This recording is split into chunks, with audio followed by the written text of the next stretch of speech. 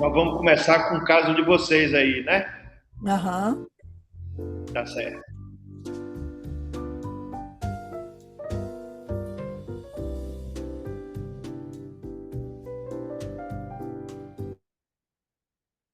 Boa noite a todos.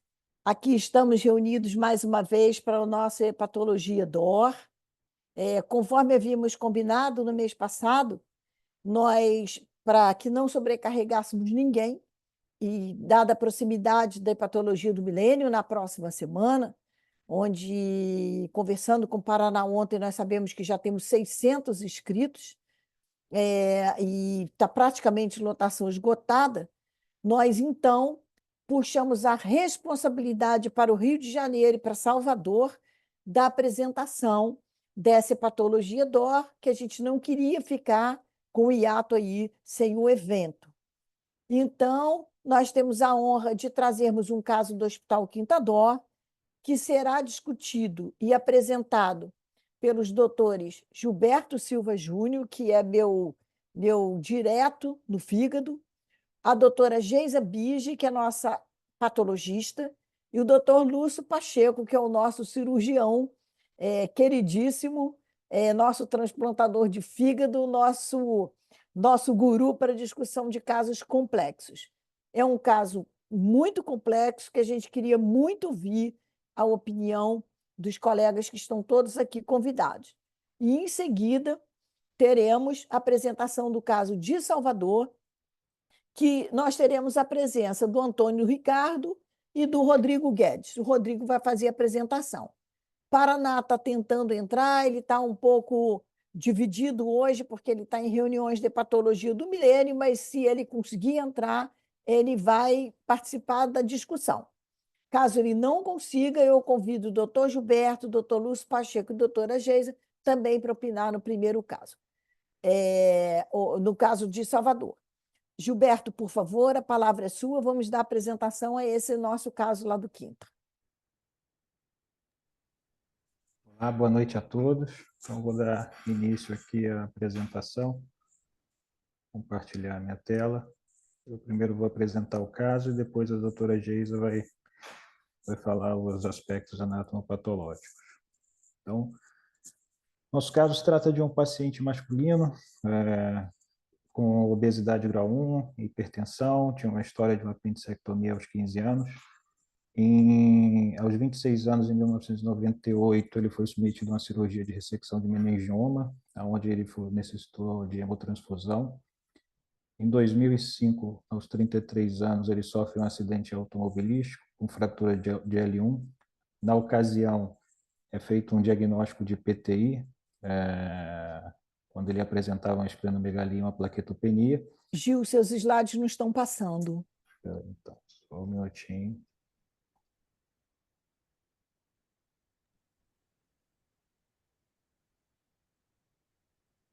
Agora Obrigado. foi? Foi. Obrigado. Perfeito. Então, como eu estava falando, um paciente masculino com história de obesidade grau 1, hipertenso, com apendicectomia aos 15 anos. Aos 26, foi submetido a uma cirurgia de ressecção de meningioma, quando necessitou de hemotransfusão. Em 2005, aos 33 anos, ele sofre um acidente automobilístico. Nesse momento, fazem um diagnóstico de PTI, por conta de uma esplenomegalia e uma plaquetopenia. Ele tinha uma ultrassonografia da ocasião que mostrava sinais de hepatopatia crônica, hipertensão portal e esplenomegalia. Ele é submetido à correção dessa fratura 2 meses depois do acidente, acaba evoluindo com uma osteomielite. No ano seguinte, ele trata uma endocardite. E em 2015, aos 43 anos, ele inicia uma avaliação para ser doador de medula óssea, tá? Faz alguns exames de imagem, e nesses exames mostravam linfonodomegalias intraabdominais, que é quando ele procura o oncologista, e o oncologista encaminha para o nosso serviço para uma avaliação, uma vez que ele tinha sinais aí de hepatopatia crônica e hipertensão portal. Então, ele trazia consigo a tomografia computadorizada de 2015, e resumidamente aqui tinha um fígado de contorno regular, um baço de 19,5 cm, tinha linfonodomegalias intercava aórtica, porto-caval, no hilo hepático, esplênico. Na nossa investigação, tem um paciente que não tinha história de consumo de álcool, sorologias virais, marcadores de autoimunidade negativos.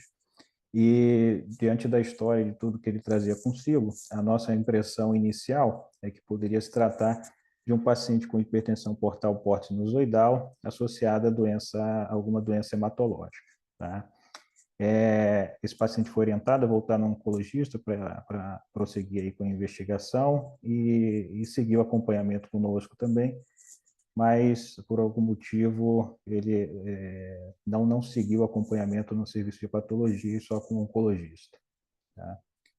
Aqui é uma grade de exames, aqui só para mostrar que em 2015 o hemograma dele tinha níveis hematimétricos aqui um pouco mais elevados, não tinha leucopenia, as plaquetas ali por volta de 59 mil, tinha uma atividade inflamatória hepática e as sorologias virais. Aqui a gente tem um HBsAg, anti-HBC, anti-HBs e anti-HCV não reagente, mas HIV e outras sorologias também eram não reagentes.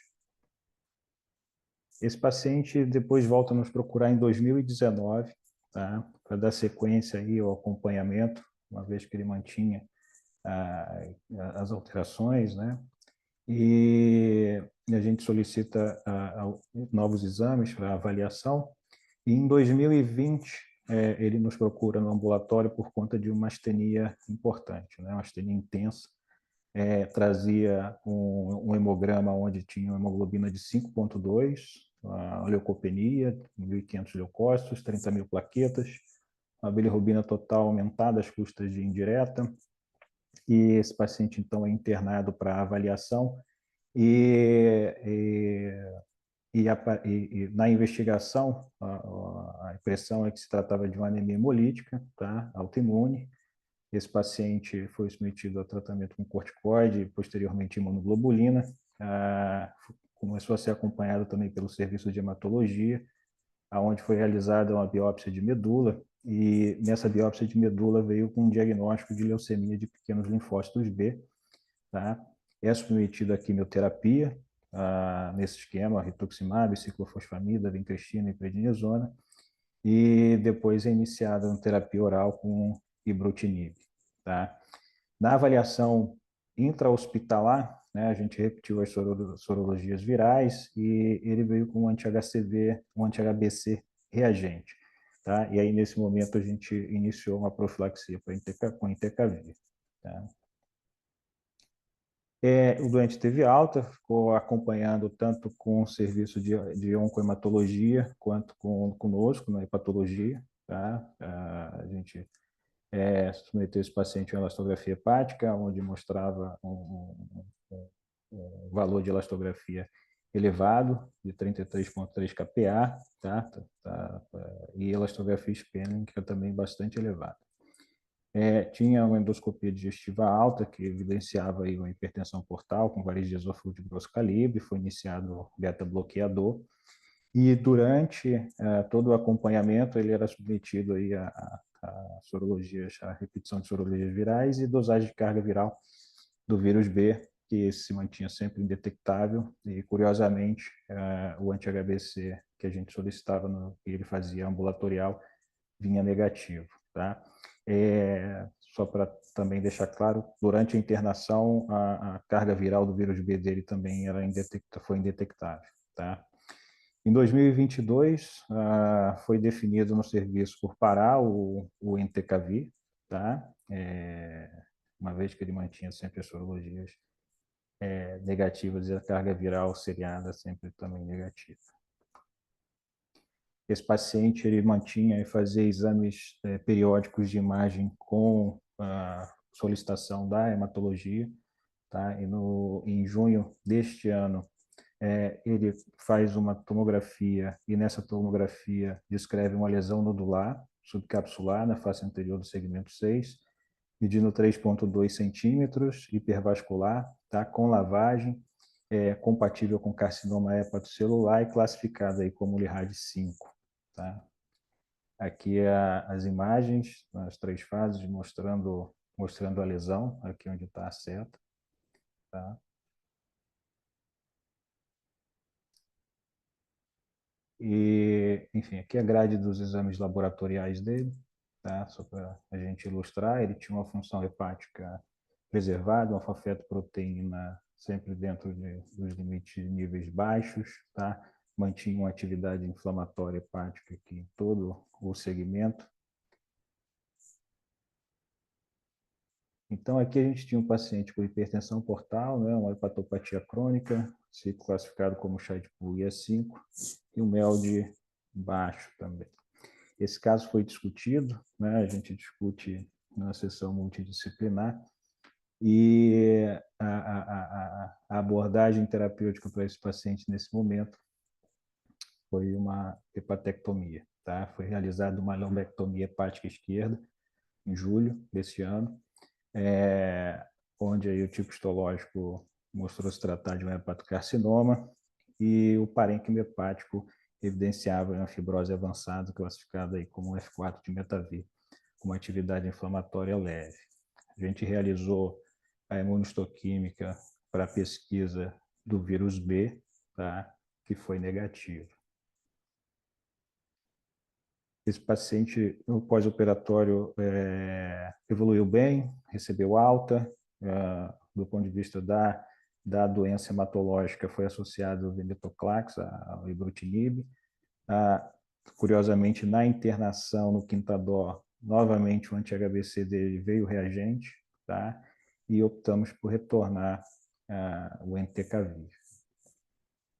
E aqui, só para ilustrar, existem poucos casos descritos da associação do carcinoma hepatocelular com a leucemia linfocítica, tanto em pacientes que não têm doença hepática, não têm fibrose, como pacientes que têm hepatite C crônica. Tá? No princípio, é isso. Aí agora eu vou passar a palavra aqui à Geisa.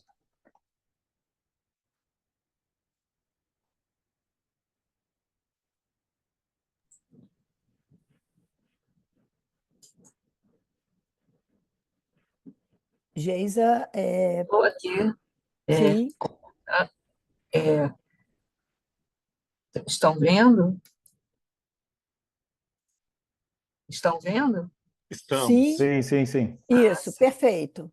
Então, obrigada aí, Ana, pelo convite, sempre muito agradável, muito bom estar com vocês sempre. Esse caso não foi visto por mim, esse caso foi visto pelo Frederico, só quando a Ana me pediu agora que eu fui fazer uma revisão do caso para tirar as fotos e trazer para vocês. Eu não tenho a foto da macroscopia, mas era um segmento hepático que pesava em torno de 73 gramas, media 8 por 5,5 centímetros. O fígado tinha uma cápsula lisa e opaca, mas tinha uma área bem nítida, irregular e firme na superfície. Essa área se comunicava com uma lesão subcapsular, que media em torno de 3,3 por 3 centímetros e que distava 1,3 centímetros da margem de ressecção. Aparentemente, era uma lesão única subcapsular. O parênquima restante era um parênquima finamente nodular, firme e elástico e de cor acastanhada. A microscopia da lesão mostrou, como o Gilberto já tinha falado, um hepatocarcinoma, carcinoma hepatocelular, com grau de diferenciação moderado, G2. O padrão predominante era o padrão pseudacinar, embora tivesse algumas áreas também de padrão trabecular. Havia angioinvasão, e a invasão perineural e satelitose não foram identificadas, e a margem de ressecção era livre de neoplasia. Então, aqui a gente tem a microscopia da lesão, onde nós temos um infiltrado inflamatório também perilesional. A gente percebe que esboçou uma cápsula fibrosa também. Esse infiltrado inflamatório ele se continuava também pelo nódulo. Aqui nós podemos perceber muito bem o padrão pseudoacinar, com umas áreas de padrão meio trabecular em volta. Enfim, esse é o carcinoma hepatocelular, um carcinoma moderadamente diferenciado. Aqui a gente pode identificar também umas áreas um pouco mais trabeculares. alternadas com pseudoácinos e pequenos nódulos na periferia da lesão também. Aqui nós podemos identificar muito bem uma estrutura vascular com a presença do tumor dentro da lesão. E aqui outro nódulo também dentro de um espaço vascular, né, configurando, portanto, a angioinvasão. E a presença do infiltrado linfocitário. Saindo dessa área do tumor, o infiltrado diminuía um pouco. Entretanto, no tecido não tumoral, a gente encontrava uma arquitetura lobular alterada, havia septos porta-a-porta frequentes e porta-centro também, ora expulsando, ora delineando nódulos de regeneração hepatocitária. O infiltrado inflamatório, ele era predominantemente linfocitário, mas tinha plasmócitos neutrófilos também, inclusive com focos de hepatite de interface. O restante eram alterações hepatocitárias regenerativas, tumefação celular, raros focos de atividade inflamatória lobular e havia presença de siderose também, num padrão grau 3. Não havia esteatose.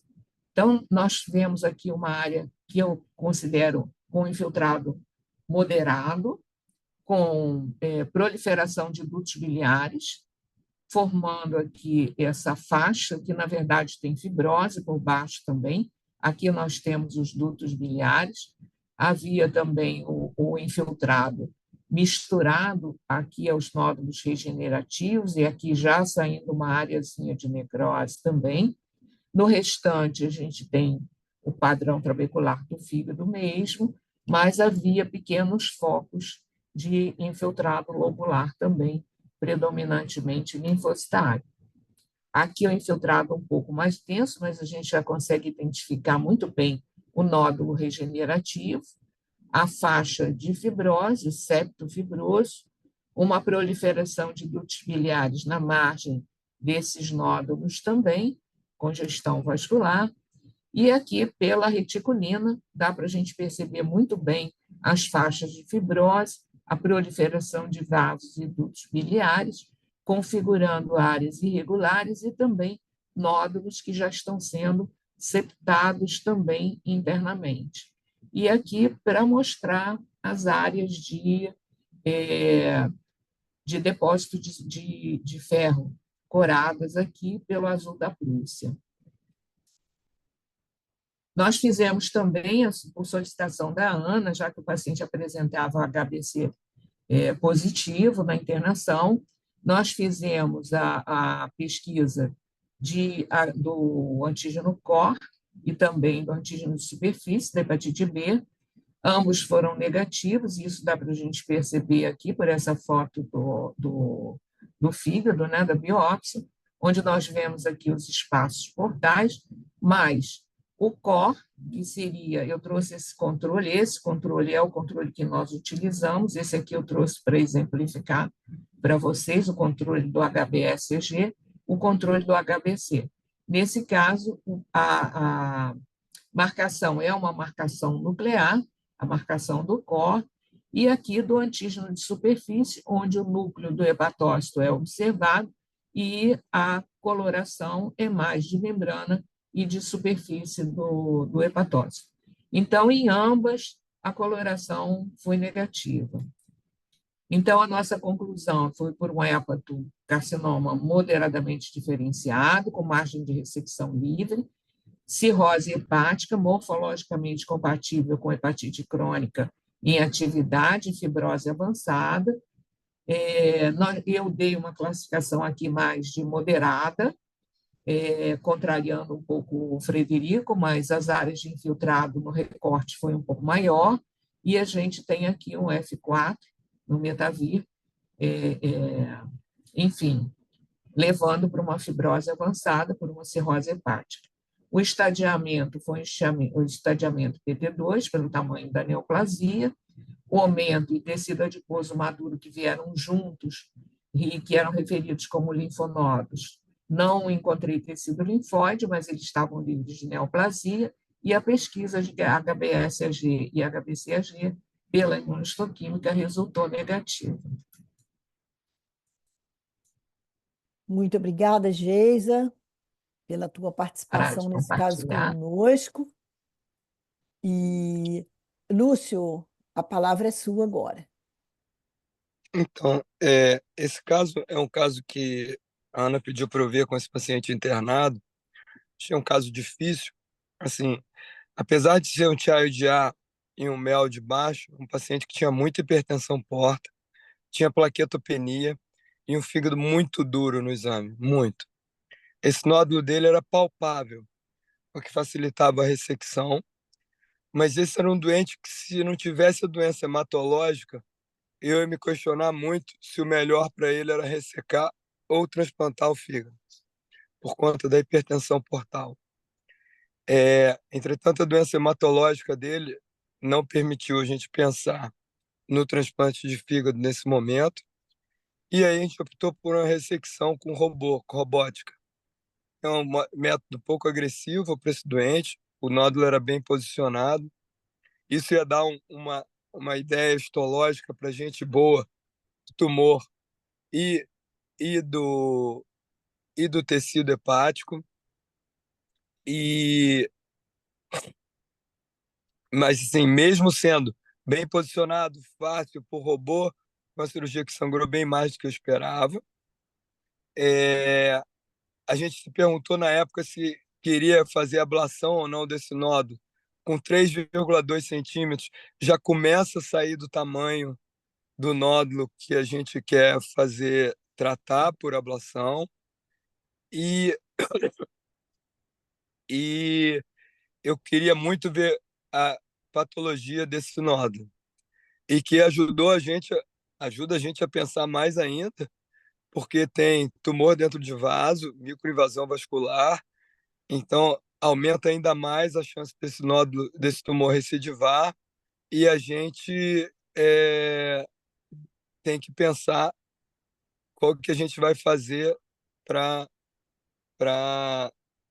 se esse doente recidivar esse nódulo, o que, que a gente vai repensar. Eu acho que ele tem uma grande chance de recidivar esse tumor no fígado muito doente. Foi mais ou menos isso que a gente pensou na época, mas eu queria ouvir as outras pessoas.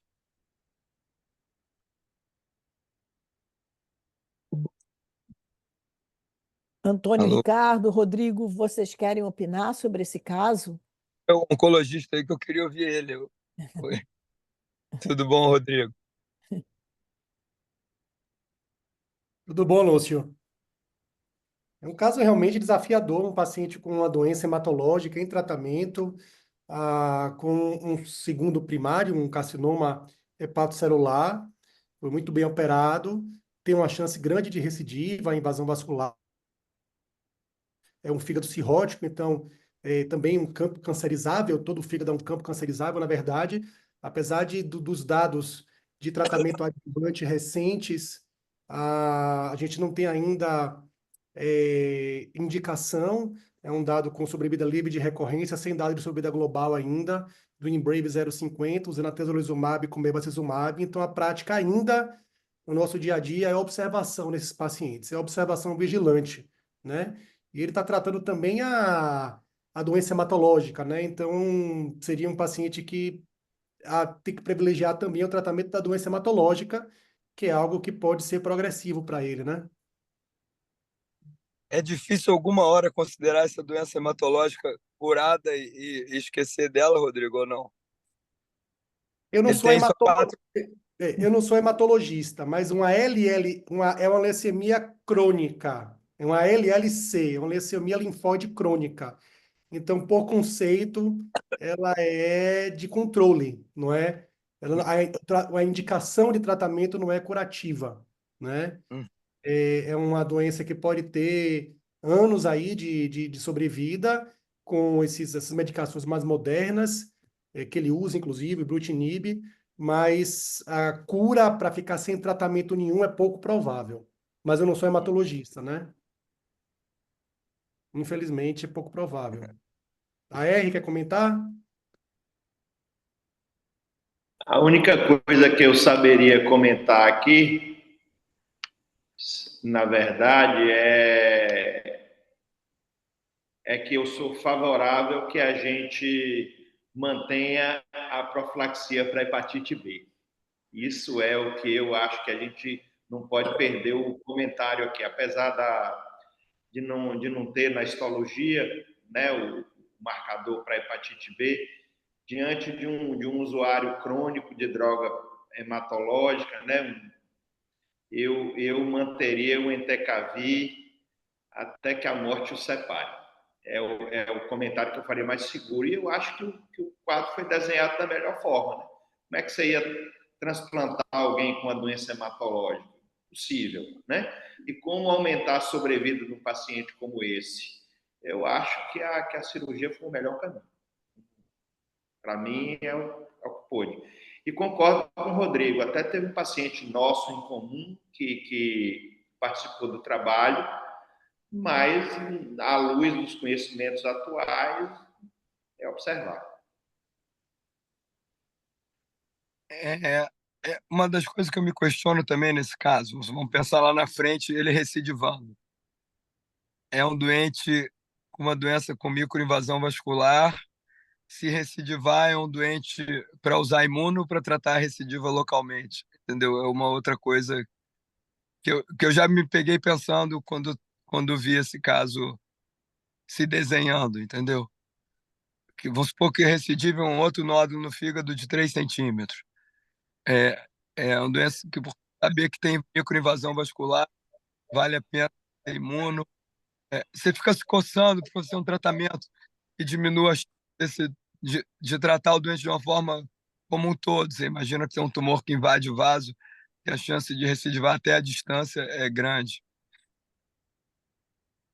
Eu acho que um paciente. Eu vou aqui entrar numa seara que o Rodrigo é muito melhor do que eu, mas assim, eu acho que a evolução desse paciente é impossível da gente dizer como é que vai ser, né?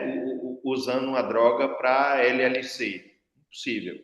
A chance dele recidivar, altíssima. E eu não misturaria essas drogas, porque não tem segurança para isso. Eu trataria localmente, né? Uma Beleza. vigilância talvez mais perto do que a que a gente faz, né? Do acompanhamento. Talvez, ao invés da gente usar ultrassonografia, usar um exame com maior capacidade investigativa, como a ressonância. E no primeiro sinal de recidiva da doença, que é bem provável que vem, que há invasão vascular, eu trataria com ablação e com os métodos que a gente tem disponível. Meu pensamento é esse. Talvez Vinícius também, que é do ambulatório aí nosso de CHC, tenha uma opinião diversa. Boa noite, pessoal. Caso bem interessante por alguns aspectos. Eu acho que o que o Lúcio pontuou, assim, eu acho que ele vai recidivar.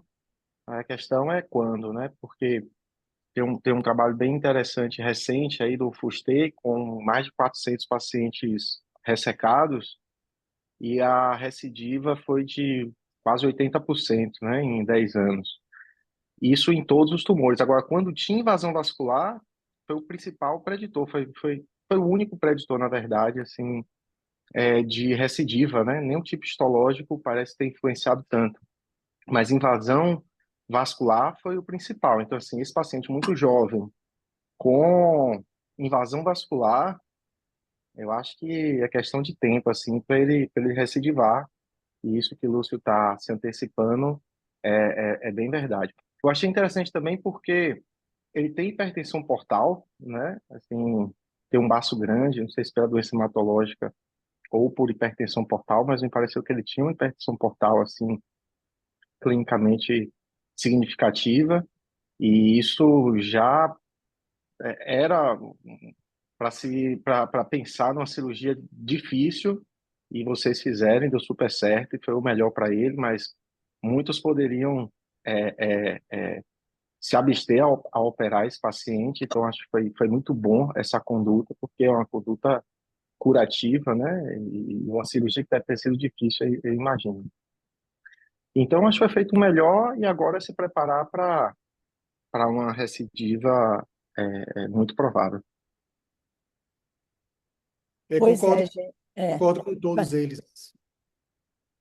Esse caso a gente considera muito difícil, por isso foi trazido, porque a gente tem mais dúvida do que solução. Esse paciente nos foi encaminhado por um oncologista como um hepatopata. E a primeira vez que nós vimos esse paciente, o nosso sentimento era que não era uma hepatopatia, tinha alguma coisa aí por trás, mas houve um hiato e ele volta quando a gente realmente consolida a nossa opinião que tinha alguma doença hematológica nessa história. Esse paciente foi submetido a várias investigações sorológicas, nenhuma nem duas. Eu chutaria aí 8 a 10, porque eu fiz esse levantamento inteiro, o Gil está aí, pode até ter esse painel, e sempre negativo para absolutamente tudo. Apenas no laboratório do Quintador ele vinha como positivo para o anti-HBC. Diante do anti-HBC, a rotina nossa, por um doente com doença hematológica precisando fazer drogas, optamos por começar um antiviral imediatamente, mas a gente nunca conseguia sustentar, essa foi a minha primeira angústia, por que manter uma droga quando eu não tinha uma sustentação laboratorial para isso? E, ao mesmo tempo, como a gente lida muito com droga de hepatite B, a gente sabe que elas não são isentas de efeito adverso em longo prazo, porque, para nós, ela é ad eterno numa doença dessa, e com vários marcadores negativos, com HBV-DNA sempre negativo, a opção foi parar esse antiviral, porque não havia sustentação nem para apanhar no público, embora ele estivesse fazendo uma terapia para uma doença hematológica. E aí ele volta com o CHC e eu fiquei muito... Sabe aquela coisa quando você volta ao passado, que arrependimento de eu ter tirado esse antiviral. Chamei o Lúcio, mas tirei em acordo com o hemato-oncologista, que concordou comigo na intenção de reduzir efeito quando são essas decisões difíceis que cabem a nós tomarmos. E eu falei, Lúcio, tem um caso, eu estou muito angustiado, e o Lúcio foi, a gente discutiu, e concordamos que essa conduta cirúrgica fosse a melhor para ele naquele contexto. Sabendo que era uma cirurgia difícil, uma hipertensão portal, muitas discussões tivemos, né, Lúcio, com a hematologista responsável, inclusive para associar a droga, numa proposta, caso possível, super remoto, até de se pensar em transplante no futuro, sabendo que isso não poderia nunca acontecer. É um casal muito jovem, o caso é extremamente difícil. Eu tenho apenas algumas certezas. Primeira, que o Lúcio vai estar sempre opinando nesse caso, é a primeira certeza. Segundo, que ele vai ficar com essa associação de droga do ponto de vista oncológico. E terceiro, se eu tivesse que escolher uma droga para nunca sair, seria o antiviral. Entendeu? Agora, tem aqui no chat uma pergunta, que foi a pergunta dele e da esposa, que super confiam na gente, tanto que voltaram. Qual foi a causa da minha cirrose e qual foi a causa do meu tumor? E nós não temos essa resposta concreta. Eu conversei com o Paraná, que, aliás, mais uma vez, eu quero dizer aqui que ele está numa outra reunião, está me mandando mensagem pedindo que eu apresente as desculpas dele por não estar presente. E não sei se vocês vão se lembrar aí, Rodrigo e Antônio, Paraná disse, Ana, eu tive um caso assim, eu conversei com ele ontem, talvez tenha uma mutação do B que apareça negativo. Então, a gente precisa sentar, ver isso, até se a conduta é a melhor mesma e nos espelharmos na conduta de vocês do ponto de vista oncológico e ver se tem alguma mutação que a gente desconheça. Porque é muito estranho. Ele não fez em qualquer laboratório, ele fez em laboratórios extremamente sérios. É até desagradável a gente falar que só no nosso ele é positivo, nos outros é negativo, mas são técnicas de última geração em laboratórios onde eu faria meus exames. Então, é muito estranho, porque isso aparece negativo e, em alguns momentos... Na pesquisa do tecido, na pesquisa no tecido do vírus B também foi negativo. Também, eu falei isso com o Paraná ontem, ele disse exatamente, é uma forma de mutação que não aparece. Ele falou caso difícil. Então, é uma pena ele não estar aqui hoje, mas a gente pode voltar a esse assunto no futuro. Mas nós não temos resposta da causa da doença hepática e muito menos resposta da causa do tumor. A gente sabe que existem essas associações com doenças hematológicas, isso predominantemente no vírus C. A gente tem, inclusive, coisas publicadas numa oportunidade, alguns anos atrás, no Congresso em Londres, logo que começou a se falar em vírus C, em linfoma, não sei o que, isso é uma realidade nossa, isso não é raro, mas eu considero esse caso difícil, não sei se alguém teria alguma outra opção. Para mim, é um dos casos mais difíceis que eu já vi. Paraná tem uma aula de mutações do B. Eu vi ele dando essa aula já. E ele cita uma série de casos. Eu tive 2 casos em que houve uma mutação dessa diferente. A primeira coisa que eu fiz foi ligar para ele. E os 2 ele recomendou tratar, né? Então, por isso é que eu, na minha fala aqui, pensei que aí, embora sem todas as respostas, eu manteria antiviral com esse paciente, assim como a senhora. Foi o que ele me disse ontem, que é uma mutação, mas a gente falou bem rapidamente. Aliás, eu falei mais que ele, porque eu queria contar um caso para ele, depois gastei a outra metade da conversa convencendo ele a entrar hoje, mas ele realmente não podia. E isso é uma certeza que a gente tem. Isso é um consenso na equipe, clínica, cirúrgica, oncomatológica e patologia. A gente não vai tirar esse antiviral, custe o que custar, nós vamos manter esse antiviral, como vocês falaram, até que a morte os separe, porque isso vai ser ad eterno. Ele sabe disso e concorda, o paciente. E fazer uma ressonância. Vai fazer. Gil, eu queria que você comentasse do último exame dele, como é que ele está. A gente tem notícia agora, super recente dele. Antes eu só queria fazer uma pergunta para a Geisa, se é possível, com o material que tem, né, da lobectomia, afastar a possibilidade de infiltração aí da leucemia no fígado, ou se Pensei nisso, porque eu não sabia que o paciente tinha doença hematológica, estou sabendo agora por vocês, né? Então, eu acredito que sim. A gente tem lá o Alexandre, que faz essa parte de hematologia, de patologia hematológica. Eu posso entrar em contato com ele lá, ele está todo dia lá conosco, e ver com ele da possibilidade, ver com ele, para ele dar uma examinada ali, se a gente pode fazer alguma coisa de imuno ali, se pode ajudar em alguma coisa. Podemos sim. Material tem. Perfeito. Isso não seria problema. Tá? Tá bom. Bom, em relação ao paciente, ele tá muito bem clinicamente, tá? Ele mandou notícias dizendo que está se sentindo bem, fez um PET para poder avaliar a doença hematológica e, a princípio, parece que está respondendo à nova terapia que foi introduzida, tá?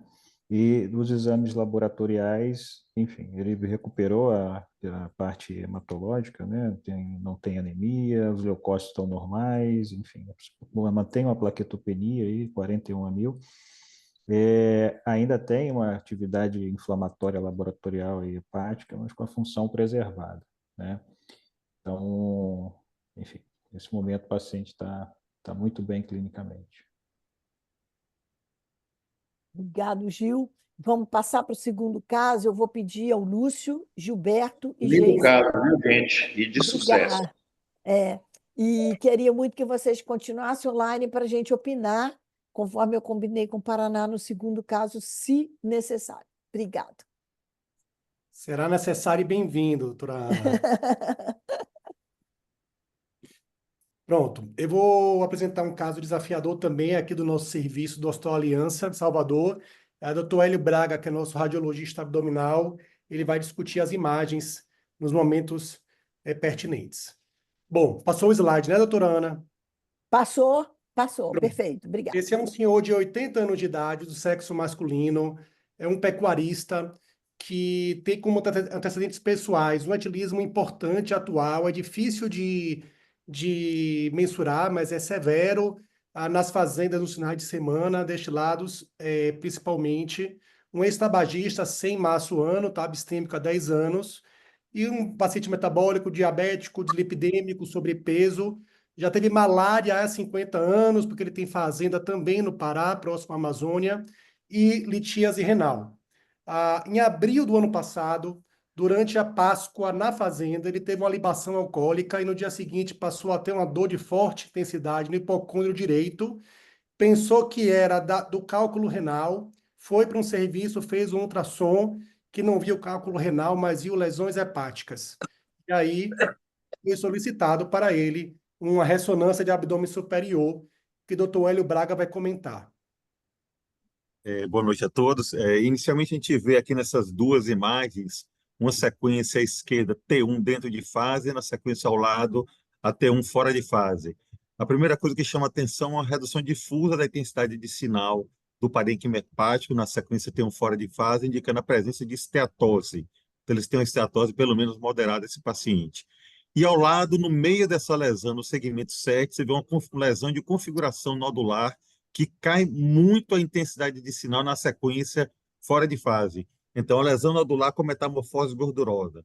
Metamorfose gordurosa no paciente com lesão nodular, a gente já estreita o nosso diagnóstico diferencial, pensando principalmente nas possibilidades de CHC e adenoma. Então, são as duas principais suspeitas quando a gente vê esse tipo de lesão. Passe o próximo, por favor, Rodrigo. Nessas duas imagens coronais, a gente consegue ver, primeiro, na imagem esquerda, que os contornos do fígado são regulares, não tem nenhuma lobulação significativa, não tem hipertrofia do lobo esquerdo, e na imagem à direita a gente viu uma lesão nodular discretamente hiperintensa próximo ao rim, exato. Então a gente vê essa lesão nodular, toda vez que você vê a lesão levemente hiperintensa em relação ao parênquima hepático, é a lesão que tem maior quantidade de líquido intracelular. É uma das características que a gente pensa em alguns tipos de tumores, entre eles os carcinomas hepatocelulares, metástases, diferentemente do colangiocarcinoma, que por ter desmoplasia fibrose, tende a ter pouco líquido e tende a ter um sinal mais baixo, diferentemente dessa lesão que nós estamos encontrando aqui. Próximo, Rodrigo, por favor. Aqui nessas duas imagens, a gente vê, primeiro, a veia porta está de calibre normal, não existe aumento de calibre da veia porta, não existe circulação colateral no andar superior do abdômen e não existe também hipertrofia do lobo caudado. Por favor, Rodrigo, próximo. A gente vê essa lesão que nós vimos que tem a metamorfose gordurosa, ela é discretamente imperintensa em relação ao parênquima hepático. Lembrem, cisto de hemangiomas tem muito líquido, tende a brilhar muito na sequência T2. Essa lesão é lesão discretamente hiperintensa, que tem um pouco mais de líquido, como é característica da grande maioria das lesões neoplásicas. Na sequência lá da gente vê que tem uma restrição também à difusão nessa lesão, indicando realmente que é uma lesão realmente que nós temos que nos preocupar. Não é padrão de hemangioma, não é padrão de cisto, não é padrão de hiperplasia e tem restrição à difusão, indicando que é uma lesão de alta celularidade. Próximo, por favor. Quando a gente faz a avaliação nas imagens sem contraste, na fase arterial e na fase tardia, a gente vê claramente que é uma lesão hipervascularizada e com achaute, com esboço de uma cápsula ao redor. Então, você vê a lesão hipervascular e a cápsula aí na periferia, uma lesão com cerca de 1,7 centímetros. Então, uma lesão num fígado esteatótico, uma lesão hipervascular com achaute e com um padrão de cápsula barra pseudocápsula ao redor. Próximo, por favor, Rodrigo. No corte mais inferior, a gente já vê uma segunda lesão, uma lesão mais indefinida, os limites são mais indefinidos, também mais hiperintensa do que o parênquima hepático, com a orla de hipersinal, também com sinais de restrição à difusão, uma outra lesão também que preocupa bastante. Passa o próximo, Rodrigo, por favor. Nessas imagens pós-contraste, a gente vê algumas características. Primeiro, na sequência T1 sem contraste, a gente vê um pequeno foco de hipersinal no contorno anterior da lesão, indicando que é algo que nós temos que nos preocupar por ter um pequeno componente hemorrágico. Mais uma vez, lesão com conteúdo hemorrágico no fígado, temos sempre que pensar também carcinoma hepatocelular e adenoma como as duas principais possibilidades. Quando a gente injeta o contraste, a gente vê que a lesão é hipervascularizada, mas com os limites mal definidos. Quando a gente olha nas imagens tardias, a gente vê um esboço de uma cápsula, pseudocápsula, mas descontínuo. A gente vê que alguns pontos da lesão não têm os limites bem definidos. Então, isso passa a ser uma lesão que preocupa a gente em relação à possibilidade de ter microinvasão. Próximo, Rodrigo, por favor. E associada a essas duas lesões, tem uma terceira lesão indeterminada, hipervascular, e sem washout na alta convexidade do segmento 4, do segmento 4A, subcapsular, com outra lesão, nesse caso, indeterminada, e que nós temos que nos preocupar com aquelas duas, e essa aqui também temos que ficar atento, porque pode ser uma terceira lesão, mas do ponto de vista de imagem, diferentemente das outras, não é uma lesão hipervascular, não tem washout e não tem também uma cápsula ou pseudocápsula ao redor. Pronto, doutor Hélio. Esse foi o laudo oficial, eu só trouxe aqui mostrando esses 3 nódulos, esse do segmento 7, medindo 2 centímetros, outro do segmento 6, medindo 4 centímetros, e essa última pequena lesão do 4A, medindo 0,8 centímetros. Doutor Hélio, classificando como LIHADS, essas 3 lesões, que classificação você daria se é aplicável nesse paciente? Primeiro, assim, o paciente não tem diagnóstico de cirrose, né? Não tem ressecção prévia de carcinoma hepatocelular, então, assim, a gente não deve utilizar a questão do LIHADS. Se fosse um paciente com doença crônica de fígado, ou com um passado de ressecção, com hepatite B, ou mesmo com passado de ressecção de CHC, as duas lesões maiores seriam LIHADS 5 e a outra lesão seria um LIHADS 3 ainda indeterminado. Perfeito. Então, não daria para classificar como LIHADS, porque o paciente não tem esses antecedentes, nem diagnóstico de cirrose hepática. Como exames complementares, esse paciente era um Child-Dials, exames hepáticos ok, normais, um ALB1, sorologias negativas e um alfa-feto, e aí a gente começa com um alfa-feto de 122,9. Ele tinha uma elastografia hepática sem fibrose hepática, era um grau de fibrose F0, F1 pelo score Metavi, terceiro tórax sem alteração e cintilografia óssea sem achados de metástase à distância. Então, queria passar primeiro a palavra, talvez a Vini, depois ouvir o doutor Lúcio também sobre esse caso. Doutora Ana, o que vocês fariam nesse momento? Bem, assim, pelo livro, né, por não ser um paciente cirrótico, você não poderia dar o diagnóstico não invasivo, de forma não invasiva, e estar indicado biópsia, pelo livro, né? Agora, se você pensar, então, seria uma opção fazer a biópsia aí para ter certeza antes de dar o próximo passo, que seria cirúrgico, né? Porque é um paciente sem cirrose, então teria bastante segurança aí, né, para cirurgia, e é uma doença restrita ainda, então acho que seria pensar nisso, em cirurgia. Agora, poderia fazer a biópsia para ter mais segurança. Agora, se você for pensar que é um nódulo que o radiologista ficou em dúvida entre um adenoma e um adenocarcinoma de fígado, e um hepatocarcinoma, perdão, é, qualquer um dos dois vai ser cirúrgico, né? Porque adenoma no homem também vai ser cirúrgico. E com alfa-fetoproteína de 122 e com uma doença metabólica do fígado, então, talvez a gente pudesse pular a fase da biópsia e ir direto para a cirurgia. Então, em resumo, precisa ser mais seguro biópsia e depois cirurgia. Se quiser ganhar tempo, é muito provável que seja mesmo hepatocarcinoma, né? E iria direto para a cirurgia. Essa é a minha opinião. Então, Ele nunca usou anabolizante não, né? O livro não tinha essa história não, né? Para pensar que foi um adenoma que se transformou em hepatocarcinoma, não tinha essa história, né? Acho que o Rodrigo travou. Só fazer um Ah. breve comentário, Vinícius, em cima da sua observação. Do ponto de vista de imagem, tanto o adenoma quanto o carcinoma hepatocelular, eles vão ter características que são nódulos hipervasculares, podem ter washout, pode ter metamorfose gordurosa e pode ter componente de hemorragia. Então, assim, para a gente fazer o diagnóstico, é importante levar em conta o contexto clínico do paciente. É uma mulher jovem, usando anticoncepcional, a gente vai pensar em adenoma.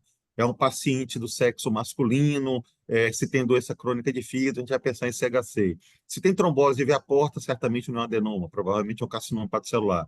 Mas, do ponto de vista de imagem, a característica isoladamente da imagem, sem dados clínicos associados, muitas vezes há uma superposição de imagem de carcinoma hepatocelular com adenoma. Mas, nesse caso, sendo um paciente idoso, sem uso de nenhum tipo de medicação que possa aumentar o risco de adenoma, acho que temos que pensar efetivamente no carcinoma hepatocelular. eu não tenho muita dúvida que Se esse nódulo fosse ressecável e o paciente tivesse um PS bom, eu talvez fosse direto para a cirurgia para esse doente. Ele tem mais 2 nódulos. Ele tem esse nódulo de 4 centímetros, um nódulo de 2, que eu acho que sairia na mesma ressecção. Eu queria, quando a gente pensa em ressecção, sem ver a imagem do fígado todo, é ruim, vendo só o spot da imagem.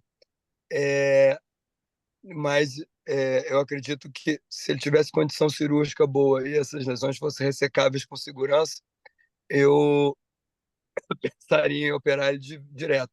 Se não, biopsiar para ver se a gente tem algum tratamento menos invasivo que possa ajudar o paciente.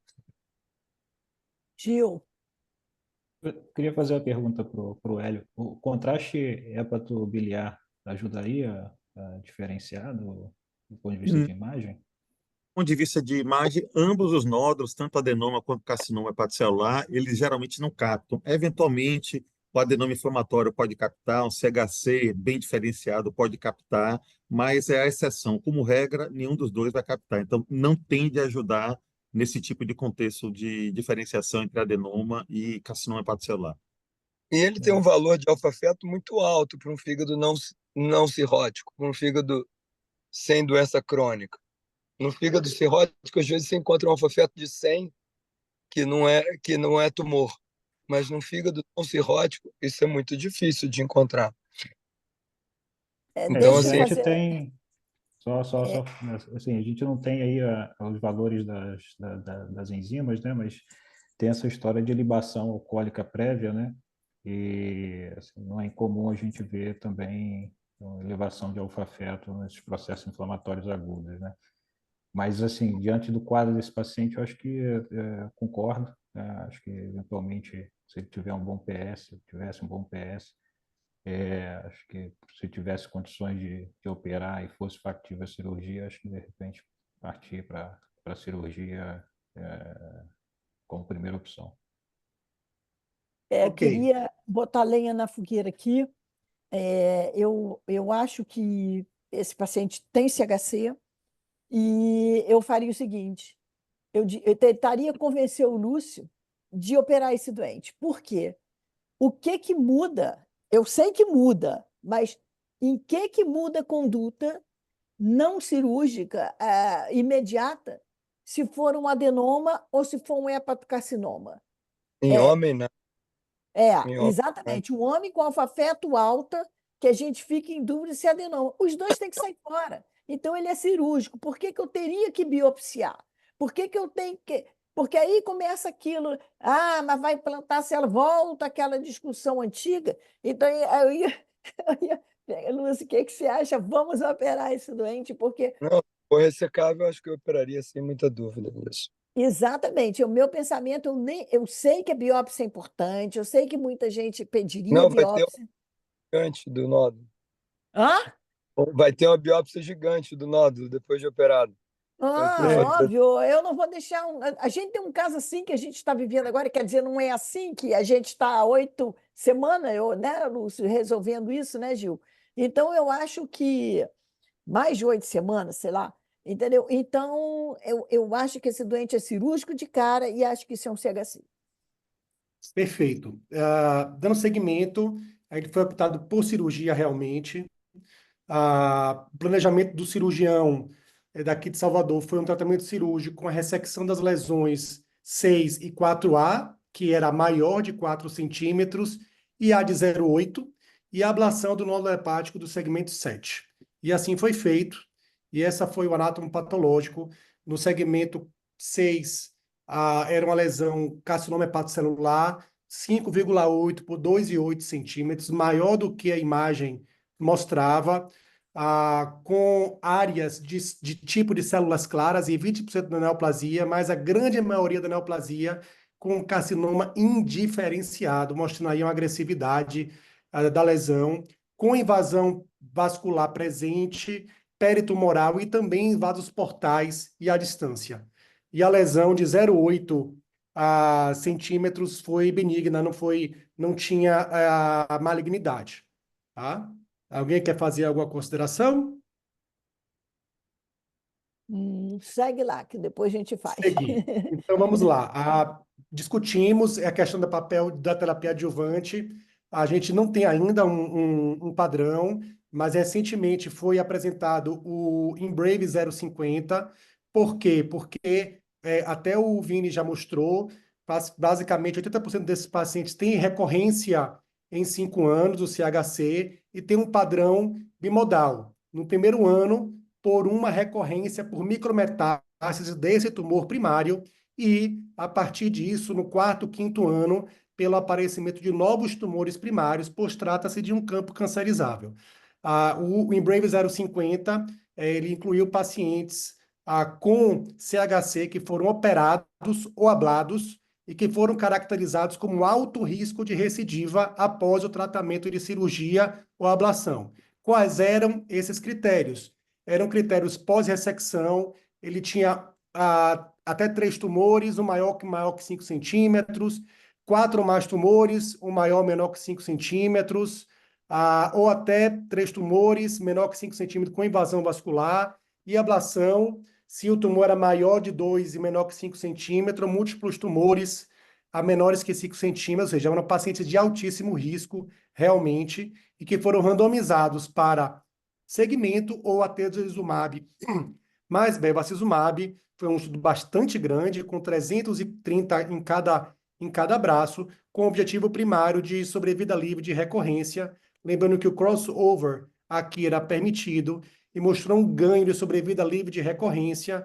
O follow-up ainda é curto, de 17 meses. A sobrevida mediana ainda não foi atingida, mas em 12 meses, 78% dos pacientes que usaram a imunoterapia com antiangiogênico estavam sem recorrência versus 65 com hazard ratio de 0,72. Interessante é que as fugas se afastam, mas depois se encontram, né? Será que é porque os primários não relacionados a essa ressecção começaram a aparecer, né? Tem essa questão a se discutir. Todos os subgrupos levaram benefício para quem usou a Tese-Bev, exceto quem usou quimioembolização antes, e é claro que tudo tem um preço, além do preço financeiro, preço de toxicidade. Quem usou a Tese-Bev teve mais eventos adversos, grau 3, grau 4, incluindo proteinúria e hipertensão.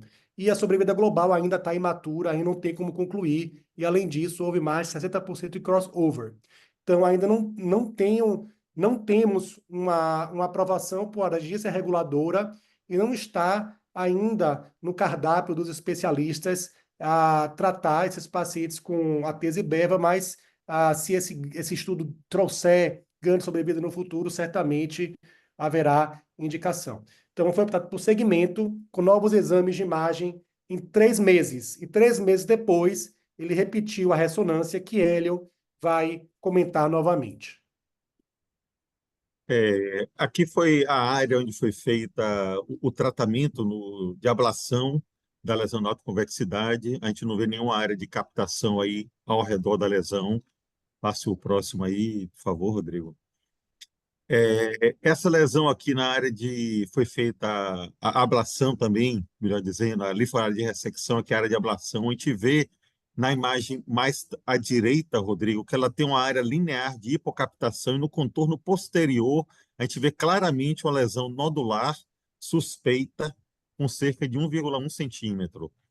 Então, isso aqui provavelmente foi a área de ablação e aqui posteriormente é uma área possível de recidiva da lesão. E a lesão também que tem restrição à difusão na imagem mais à esquerda. Recidiva ou persistência, né? Ou persistência, ou restos que ficaram aí do local, ou recidiva que vem a ter aparecido. Aqui na área de ressecção, a gente vê claramente 2 áreas nodulares hipervasculares na fase arterial. A gente vê que a lesão maior, que tem 1,7 centímetro, claramente tem um washout e um esboço, inclusive, até de uma cápsula ou pseudocápsula também ao redor da lesão. Então, 2 lesões também suspeitas aí na periferia, e houve aparecimento dessas áreas aí, realmente são lesões suspeitas de recidiva ou de novas lesões aí, locais. Provavelmente recidiva do tumor ou restos tumorais. Então, nas 2 lesões que foram CHC, uma comprovada e outra possível, observou-se persistência / recidiva. Na lesão do segmento 7, tem uma área focal de 1,1 centímetros, sugerindo lesão residual viável, e na outra lesão, que foi no segmento 6, duas nodulações, uma de 1,7 centímetros e uma de 0,9 centímetros, na área adjacente ao procedimento cirúrgico. E naquela Aí área eu do acho segmento 4, sem nenhuma área suspeita também. Só tem isso. realmente a área de ressecção, sem nenhuma área hipervascular. E o AP foi negativo para a neoplasia. Perfeito. Bom, abra aí, doutora Ana, Vini, o que fazer com esse paciente agora? E alfa-feto voltou a aumentar, 1,87.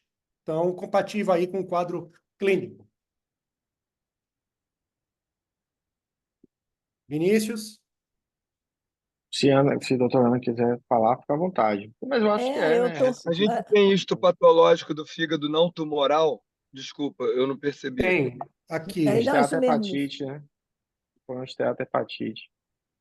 Não tem cirrose, Lúcio, é só Não, esteatose, Não tem cirrose. esteatohepatite. é. Uhum. Aí, esteatohepatite ali embaixo. Ah, tá, desculpa.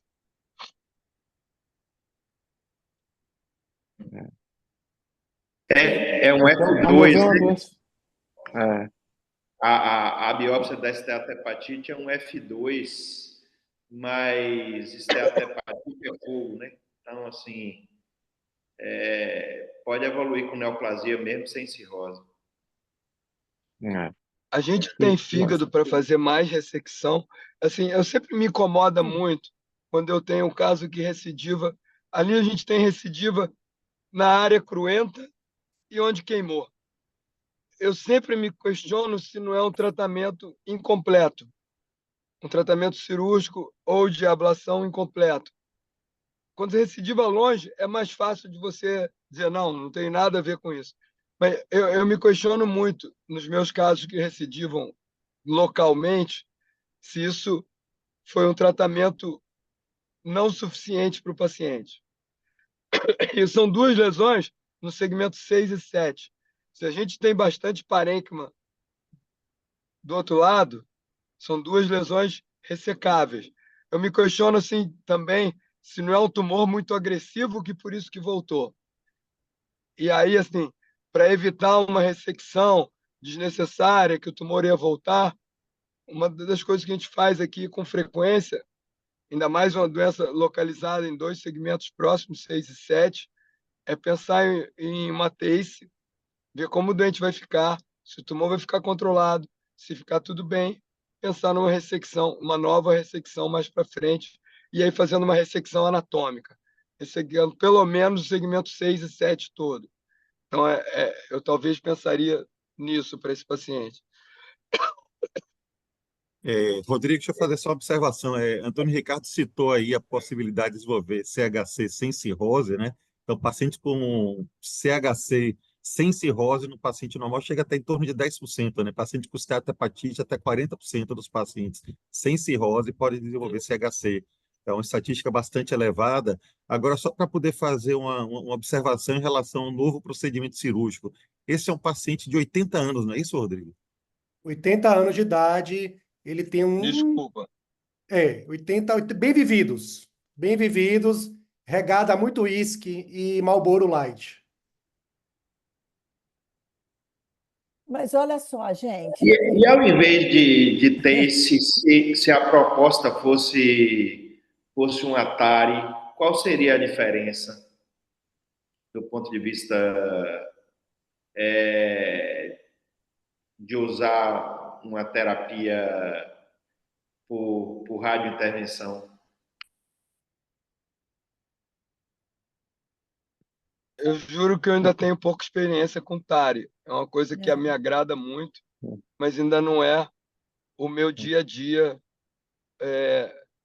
autorizar, fazer, não é mesmo. Eu sei que está autorizado, está no rol agora, mas ainda não é o meu dia a dia para isso, eu não sei dizer, de resultado. Mas, bem, sobre esse caso, eu acho interessante porque ele é aquele BCLC-B, né? E você pode ir de um extremo ao outro, ou seja, se ele fosse de uma idade um pouco mais novo e de fato cirrótico e com um nódulozinho um pouquinho maior, você poderia pensar de transplante até terapia sistêmica para ele. Mas tendo lesões pequenas, menores de 2 centímetros, uma doença ainda localizada, eu consideraria, e claro, sendo essa questão cirúrgica talvez como complicador por conta assim, de já ter feito uma cirurgia, de ter 80 anos, tabagismo, etilismo, talvez se não for candidato à cirurgia, tentar a terapia local mesmo. Poderia ser ablação, a depender da localização, da relação com os vasos, poderia ser TACE ou TARI. Em geral, a minha visão da TARI é que é a mesma aplicação da TACE. Tem algumas vantagens, principalmente nos tumores infiltrativos, que não fazem aquela cápsula bonita, assim. Então, por ser mais infiltrativa, a TARI tem uma vantagem, porque não respeita o território vascular, consegue sair dessa questão vascular. E também onde tem microinvasão de veia-porta, segmentar, né? Também mostrou uma vantagem em relação a TACE. Agora tem a desvantagem do custo mesmo, mas eu acho que é bem aplicável aí também, nesse caso, pensar uma terapia como TARI, TACE ou até ablação, a depender da localização. Vini, apesar de ser uma TACE, uma TARI, que é uma terapêutica vascular, é, muitos discutem que ela tem uma característica ablativa, na verdade, né? Na verdade, é uma terapia vascular, mas com uma característica mais ablativa do que a TACE. É isso, Tem alguma então, por isso que eu estou coisa? dizendo, por isso Aham, que eu estou dizendo, ou seja, ela não respeita o território exato, vascular. Então, exato. nesses tumores infiltrativos que não tem aquela cápsula que restringe ao território vascular, nas lesões mais infiltrativas, eu vejo uma vantagem, sem dúvida, para a TARI, porque não respeita a vascularização, né? Ela transpassa aqui. Você faz uma terapia ablativa, às vezes uma hepatectomia, né? Tem TARI que Perfeito, funciona exatamente. como uma hepatectomia por rádio com o ítrio, né? Ok, então vou seguir. A R roeu unha, você quer falar alguma coisa, R? E você estava Não, roendo as tudo unhas? certo. Tá bom. Então, realmente, esse caso foi para o Tumor Board, para a gente discutir, só para trazer mais uma novidade nossa aqui de doença intermediária, que foi a combinação da imunoterapia ao TACE, que foi no estudo Emerald 1, apresentado na ASCO GI de janeiro desse ano. Foi um estudo que pegou pacientes com doença intermediária, ou seja, não candidatos a tratamento cirúrgico, e foi randomizado em 3 braços, um braço TACE isoladamente, o outro, que foi o B, o TACE mais durvalumab, que é a imunoterapia, mais o bevacizumab, que é o antiangiogênico, versus o braço A, que foi imunoterapia pura mais TACE. Ou seja, todas tiveram TACE na jogada. O objetivo primário foi sobrevida livre de progressão do braço, que fez a combinação de durva mais bevacizumab versus TACE isoladamente, que mostrou um ganho de sobrevida livre de progressão, um ganho significativo, um ganho de 6,8 meses de diferença, com hazard ratio de 0,77, sem ganho de sobrevida livre de progressão, porém um ganho significativo, ou desculpa, é um ganho de sobrevida livre de progressão da dupla versus TACE, mas sem ganho quando é durvalumab isolado versus TACE, e também um ganho de taxa de resposta quando se associa a TACE com durvalumab mais a bevacizumab, também com um ganho, também um aumento de toxicidade, obviamente. Isso não é uma rotina, mas a gente sempre discute se vale a pena ou não nós associarmos. A gente gosta de fazer sequenciamento aqui, não a junção, mas essa é uma discussão também que nós podemos ter. Então, a discussão foi esse Guittari, ele tinha uma volumetria boa para seguir a TARI, e ele fez 2 sessões de TARI e foi para um restadiamento precoce não, depois de 2 meses da última TARI, com nova ressonância, que ele vai mostrar. A gente vê que aquela lesão que, no último exame que nós demonstramos, ela tinha 1,1 centímetro aí na alta convexidade. Foi feito um outro exame de imagem que foi descrito ali, mas nós não compartilhamos aqui as informações do tamanho da lesão, mas você vê que a lesão cresceu bastante. No corte, no segundo corte, a gente vê nas imagens de difusão, a gente vê vários nódulos também na periferia da lesão, vários nódulos com restrição à difusão. Na imagem direita, aqui no contorno superior, Rodrigo, a gente vê uma imagem também nodular, também hipervascular, duas imagens aí com características também suspeitas para lesão neoplásica, ou seja, houve aparecimento de várias lesões. A lesão no contorno inferior do fígado, nesse corte coronal, a gente vê também um crescimento significativo da lesão, uma lesão bastante heterogênea, com os limites mal definidos, ou seja, houve uma progressão importante da lesão em relação àquele último exame que te demonstrou. Passa o próximo, por favor, Rodrigo. Aquela imagem também no contorno inferior, próximo ao segmento 6, a gente vê também que houve um crescimento significativo, a gente vê que tem uma cápsula ao redor da lesão, uma lesão com captação intensa, heterogênea, área de necrose, ou seja, houve uma progressão significativa da lesão em relação ao último exame. A lesão efetivamente não respondeu bem e está em franca progressão. Parece que a TARI alimentou o tumor, né? Porque houve um aumento de 1,7 centímetros para 8 centímetros em 3 meses. Um significativo aumento e o surgimento de outras lesões, como Hélio falou, de diversas lesões satélites, a maior medindo 5,1 centímetros, mais outras 2,1, 1,8 e 1,5. Nessa ocasião, repetimos a endoscopia, ele tinha apenas dois segmentos varicosos curtos e trago aqui mais uma vez para exercitar aqui a discussão, os próximos passos. Eu acho que o tumor é muito agressivo, né, Rodrigo? Porque, eu acho que a doença é muito agressiva, independente de qualquer, qualquer tratamento que tivesse sido feito, o tumor é muito agressivo. Uhum. Vini, quer comentar? Antônio Ricardo, doutora Ana? Toda vez que eu fico diante de É multinodular ainda, né? Não tem invasão vascular, é um paciente multinodular ainda. de um quadro como esse, né? Então, assim, eu pondero numa seguinte questão: esse paciente é multinodular, eu não sei se a gente, o que entender, né, desse reestadiamento pós-TARI, eu ficaria inclinado a pensar agora com mais força em terapia sistêmica para esse paciente, né, diante de uma evolução tão grave, uma lesão mais agressiva, do que tentar novamente terapia loco-regional. Mas pensaria também, e aí eu queria ver a opinião dos colegas, se num paciente de 80 anos, que numa neoplasia tão agressiva, se não valeria a pena deixar ele voltar para o uísque com o Marlboro dele. Eu acho que a gente sempre precisa ponderar esse tipo de coisa.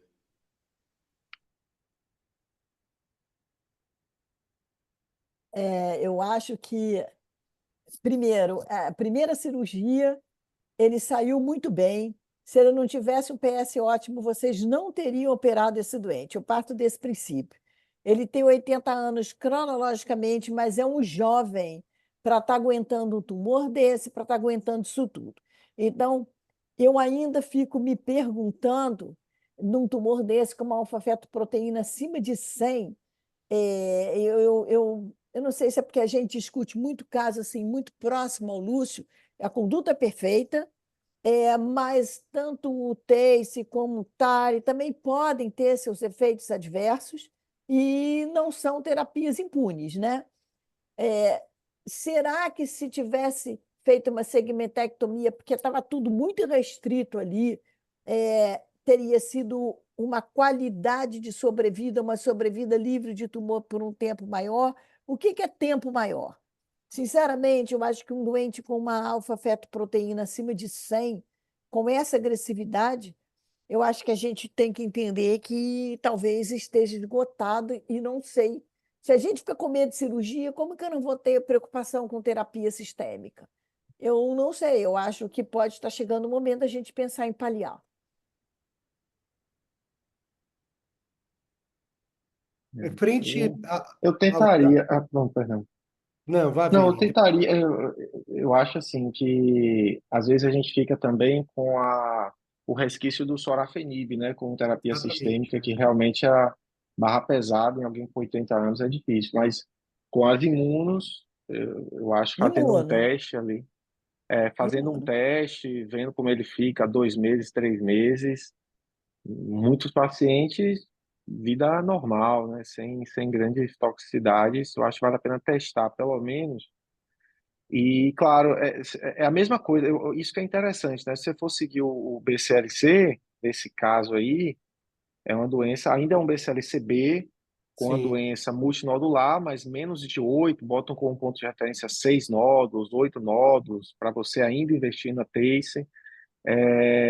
Tumores menores que 8 centímetros, ele tem um 8,7 ali, ou seja, seria pelo BCLC, o paciente talvez candidato a TACE. Mas vendo a agressividade da doença, como que ele respondeu, a TARI, a carga tumoral, né, de um tumor de 8, no outro lado tem um tumor de 5, e a agressividade dessa doença, eu consideraria uma imunoterapia para ele mesmo. Nódulo E você vê que satélite, tem um monte de coisa de gravidade exato. para esse E doente. outra Acho que coisa para terapia curiosa é que local não faria. é que era um paciente não cirrótico, mas que já está sofrendo aí, né? Já tem varizes agora, você já tirou um pedaço do fígado, já fez TARI que compromete outra parte do fígado, ou seja, é um fígado que também já está sofrendo, já está com hipertensão portal agora, né? Frente aos Eu novos iria para dados que imunoterapia. ganham um ganho importante de sobrevida global frente ao sorafenib ou lenvatinib, a gente tem que discutir com o paciente, com a imunoterapia, aí que tem uma melhor tolerância. E era um paciente de ECOG 0 ou 1. Ele viaja para o interior dirigindo para a fazenda, que é no oeste da Bahia, 12 horas de carro, e ele é bem ativo realmente. Foi discutido, trazendo só em 3 minutos os avanços da terapia sistêmica. A gente tem o Embrave 150 já com atezo e beva, com ganho de sobrevida global, pulou de 13,4 de sorafenib para 19,2 meses com a combinação da atezo e beva, com ganho de sobrevida livre de progressão e também um ganho de qualidade de vida. Nós temos o Himalaia com o durvalumab e tremelimumab também com ganho de sobrevida global de 13 para 16 meses. E agora, na ASCO desse ano, em junho, foi apresentado o Checkmate 9DW, que nessa mesma população comparou lenvatinib ou sorafenib versus ipilimumab e nivolumab, que também é uma combinação de anti-CTLA-4 com anti-PD-1, a similaridade do Durva e Treme. Só que aqui, o tremelimumab lá no Himalaia só faz um ciclo, depois só segue o Durva. Aqui não, faz 4 ciclos, as duas medicações, e houve um ganho. E aqui eu tenho maior sobrevida global já conhecida para hepatocarcinoma, chega a 23,4 vezes 23,7 meses de sobrevida global versus 20,6 de sorafenib e lenvatinib. Aqui o sorafenib e lenvatinib também brilhou, né? Mas aí são tratamentos subsequentes que vão acontecer. Em 36 meses, em 3 anos, 38% dos pacientes estavam vivos, versus 24% no braço do lenvatinib. Dando seguimento aqui, peraí que o negócio caiu bem na minha... Pronto. Estão vendo? Uhum. Eu que não estou vendo mais minha apresentação. Peraí.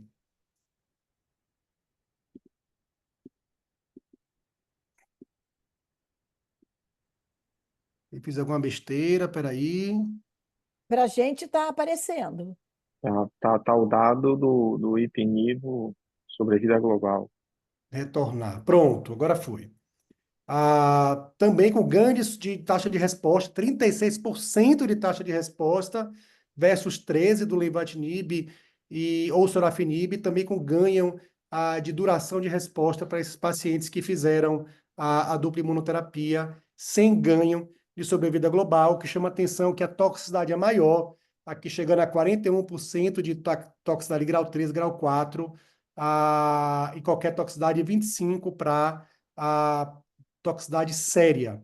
Aqui só uma comparação, é comparando banana com maçã, com pera, mas a gente sempre compara.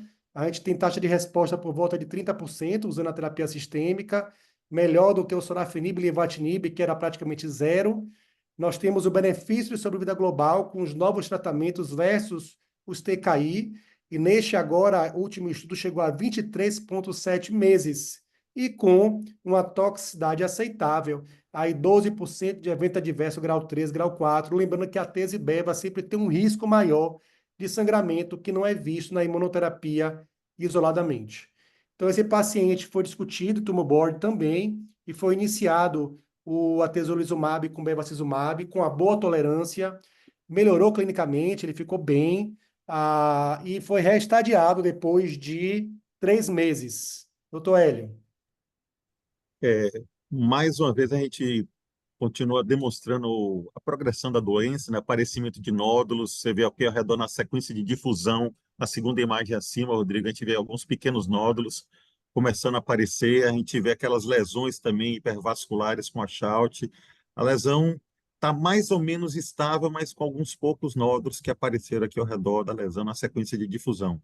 Mas as lesões estão em progressão, que a gente vai ver nas imagens a seguir. Passa o próximo erro, por favor. A gente vê aquelas lesões também aqui no corte coronal, aqui abaixo, a gente vê uma outra lesão aqui na alta convexidade, na sequência T2, a gente vê as lesões heterogêneas, então uma lesão com lesões com comportamento bastante agressivo, a gente vê aqui nos cortes inferiores, aqui abaixo da veia porta, lesões nodulares também, com a Shout aqui nas imagens tardias, então lesões realmente que estão em franca progressão. Nessa primeira imagem, a lesão está com menos alterações em relação ao exame anterior que a gente demonstrou há pouco, mas estão aparecendo algumas lesões na sequência de difusão e uma progressão da lesão não está respondendo tão bem. Esse primeiro laudo, ele veio como, apesar de aparecimento dessas pequenas lesões, mas não conseguiu, pelo laudo do radiologista, que não foi Hélio, como doença grosseiramente estável. Isso foi, inclusive, no laudo, veio como grosseiramente estável. E esse paciente, quando iniciou o tratamento, estava com afeto de 8.712. Quando eu reestadiei em 3 meses, tinha caído a metade, para 4.380. E, frente a uma doença estável, grosseiramente por imagem, eu segui a imunoterapia, tolerando muito bem, viajando para a fazenda, até que em julho, ele pulou para 15.000 e em agosto 19.000, e eu pedi o restadiamento para ele. Hélio. A gente vê que tem várias lesões novas aqui na sequência de difusão, adjacente ao contorno anterior do fígado, próximo à veia cava. A gente vê lesões com a Shout aqui na imagem inferior, aqui no segmento 2 do fígado, no segmento 4. A gente vê que as lesões, tem várias lesões heterogêneas dispersas pelo parênquima, então uma progressão franca em relação ao exame anterior. Então, aqui tem várias lesões que eram pequenas, diminutas, agora você vê inúmeras lesões. Na segunda imagem acima, Rodrigo, da difusão, você vê pelo menos, somente nesse corte aí, tem umas 8 lesões novas com restrição à difusão.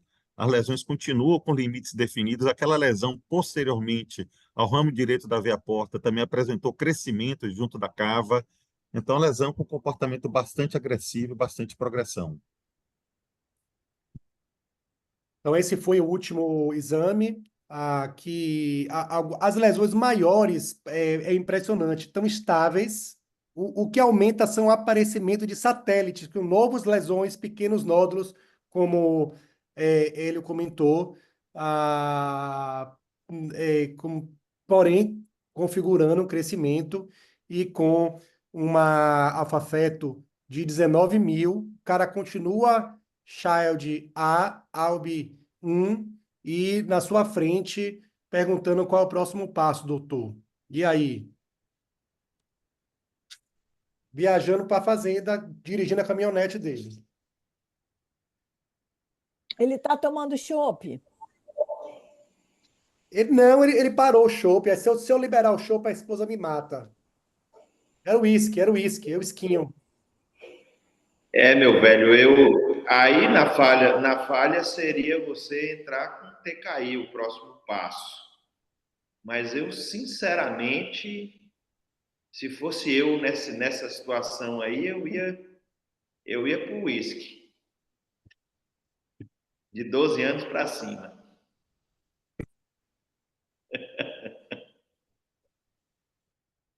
Ok, a gente decidiu isso em tumor board, né, Vini? O próximo passo seria ter. Na verdade, o próximo passo não se tem uma resposta, não tem nenhum estudo que avalie prospectivamente, de forma randomizada, o sequenciamento. A gente utiliza baseando nos outros estudos.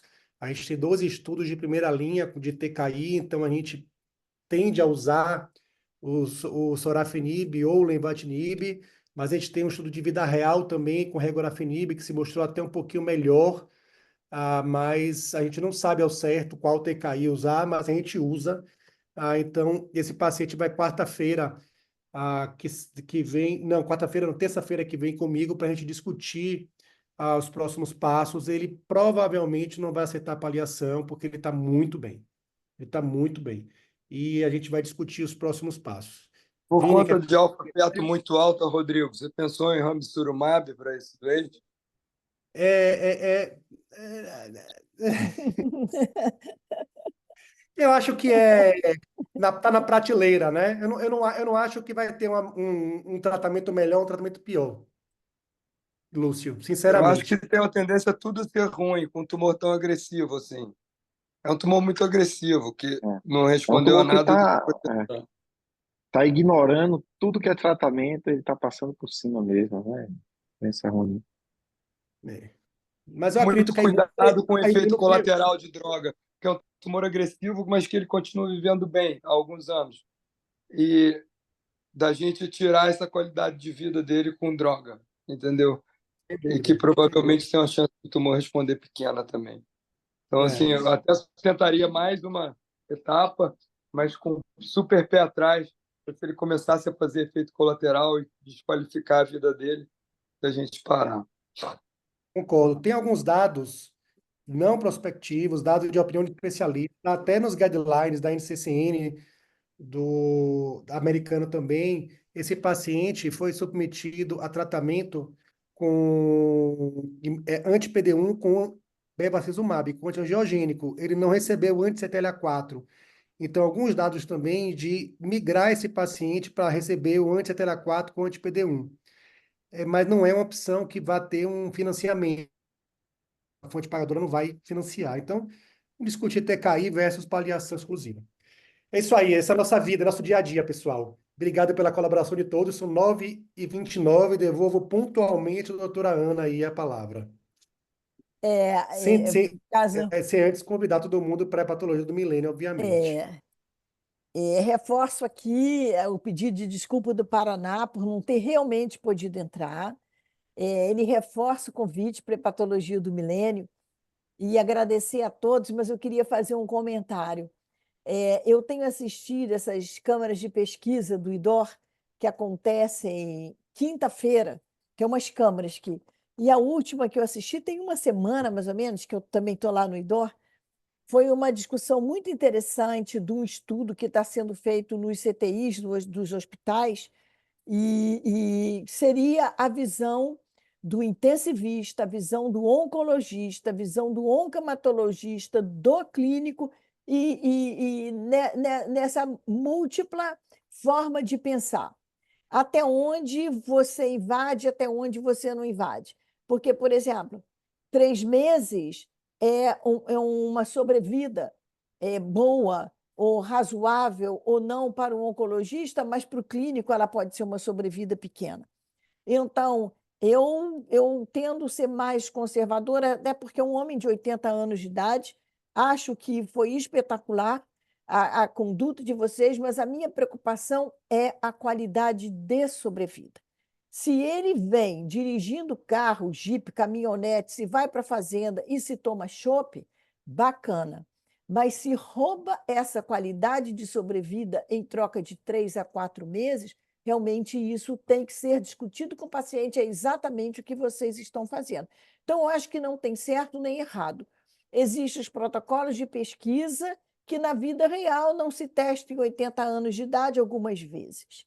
Então, é bom para um, não é bom para outro. Então, a gente tem que ter esse cuidado que vocês estão tendo. Mas eu acho que esse doente não responde à terapêutica, porque o alfa-feto dele é extremamente alto. É válido fazer isso se eu tenho o apoio da seguradora, se eu tenho um respaldo científico no protocolo, está tudo certo. A única coisa que não pode ser roubada é a qualidade de sobrevida. Por isso que eu perguntei se ele tomava o chopp dele. Nessa altura do campeonato, se eu fosse a mulher dele, eu acho que eu ia até tomar chopp e uísque junto com ele para comemorar. É isso que eu penso, entendeu? Gente, por favor, todos na Hepatologia do Milênio, vai estar espetacular o programa. Eu acho que o esforço da equipe tem sido enorme, eu acho, não tenho certeza. Paraná lamentou muito não entrar, mas ele está trabalhando para que a Hepatologia do Milênio aconteça no mais alto grau científico. A gente vai se encontrar lá em São Paulo. Nós não vamos ter hepatologia ou uma hepatologia DOR no final de setembro, porque nós temos hepatologia do milênio e nós vamos voltar final de outubro, onde eu convido a todos para estarmos presentes. Agradeço mais uma vez a todos que participaram, que comentaram e que acrescentaram, e a nossa plateia aí, que hoje está um pouco mais reduzida, mas a gente entende perfeitamente que a gente vai ter patologia do milênio, que não dá para concorrer, isso não dá para concorrer, tá bom? Muito obrigada Obrigada, a Ana. todos. Boa noite Tá? a todos, hein? Tá, e receba meu abraço aí em nome do Paraná, que ele está pedindo para mandar, tá bom? Boa Obrigada, noite. boa noite. Boa noite Boa a todos, noite. abraço. Tchau. Falou, Boa pessoal. noite.